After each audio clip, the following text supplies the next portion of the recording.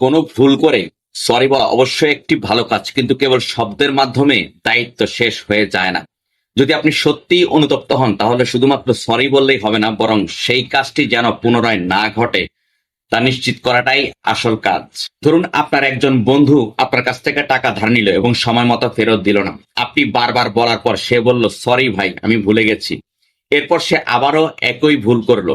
এখন কথা হচ্ছে যে সে যদি সত্যিই দুঃখিত হতো, তাহলে হয়তো পরের বার সে সময় মতো টাকাটা ফেরত দিয়ে দিত। তাই শুধুমাত্র সরি বলাটাই সমাধান নয়, বরং আচরণে পরিবর্তন আনাটাই আসল সমাধান। এখন কথা হচ্ছে যে সরি বলার প্রকৃত অর্থ কি। নাম্বার 1 হচ্ছে যে ভুল স্বীকার করা। 2 নাম্বার হচ্ছে সংশোধনের চেষ্টা করা। 3 নাম্বার হচ্ছে পুনরাবৃত্তি না করা। 4 নাম্বার হচ্ছে ক্ষতিপূরণ করা। তাহলে সরি বলা কি দরকার? অবশ্যই দরকার, কিন্তু তা যেন কথার মাধ্যমে সীমাবদ্ধ না থাকে, বরং মন থেকে আসে এবং কাজের মাধ্যমে প্রমাণিত হয়। কারণ সরি মানে হলো শুধুমাত্র মুখের কথা নয়, বরং এটি এমন একটি প্রতিশ্রুতি যে আপনি একই ভুল বারবার করবেন না। Thanks for watching.